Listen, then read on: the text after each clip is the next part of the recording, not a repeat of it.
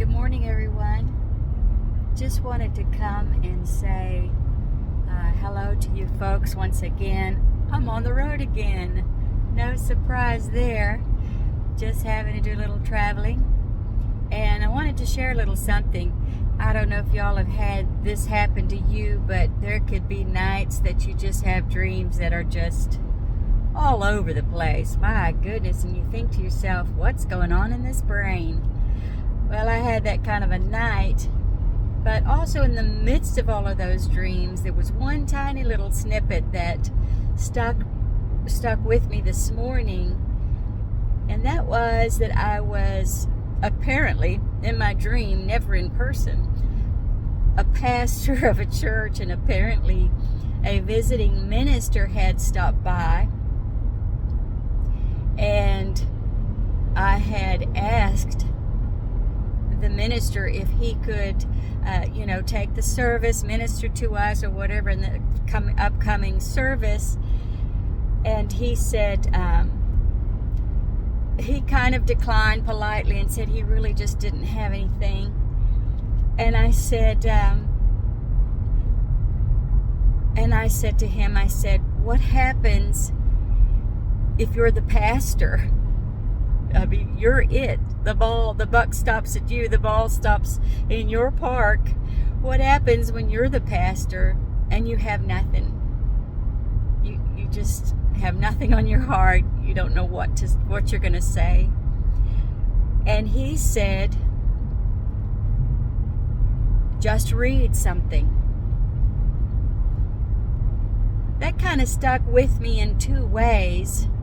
Of course, I've never been a pastor. I've been in the position of pastor's wife for at least 30 of the years of our 40 whatever years of ministry. So in that position, you have to wear every single hat at some point and sometimes all at once. And if you're there, you know what I mean, including teaching and that kind of thing. So, of course, the obvious one was just read something, meaning that get up and read something to your congregation. Look around for an inspirational article to share with them. Get some scriptures that go with it. And I will tell you this for sure, there's nothing wrong with that, because the Lord could lead you to the right article to share at a particular time. If you just have nothing else, that might be what God is doing. If you're a young minister starting out and you're not really sure how to put the entire outline together or, get a full sermon together, you could use that tidbit. Just read something. Give the congregation something that is inspirational, that is from the Word of God.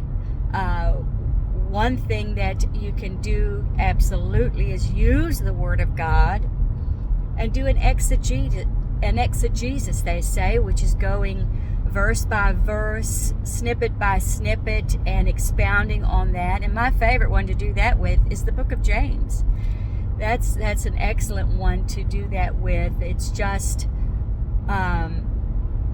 inspirational Christian living in the book of James.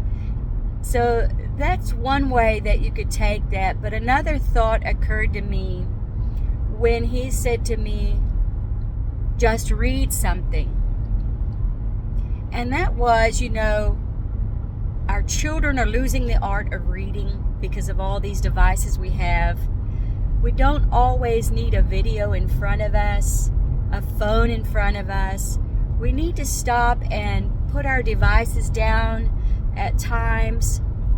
Get into the Word of God. Read it. Read something. Find an inspirational book. Read it. It is going to give you a wealth of things to say. Reading the Word of God is not to say that, you're going to preach on that specific topic in the morning. But reading the Word of God is going to make things come alive to you, bring things to your heart and mind that you would have never even thought of just by trying to sit down and just write a sermon on your own. So putting down your devices, all the videos, all the movement, stop a moment, read something, read the Word of God. If you've not been reading it, start doing it again. And especially if you're a pastor, obviously, but this is just for everyone too.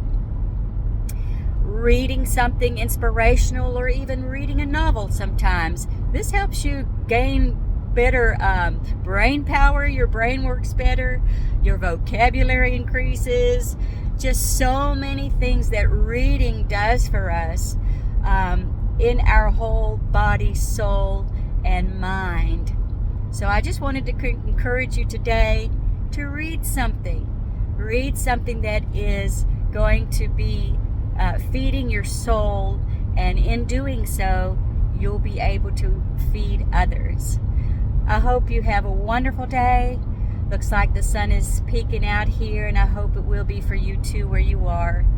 Until I see you again, bye-bye.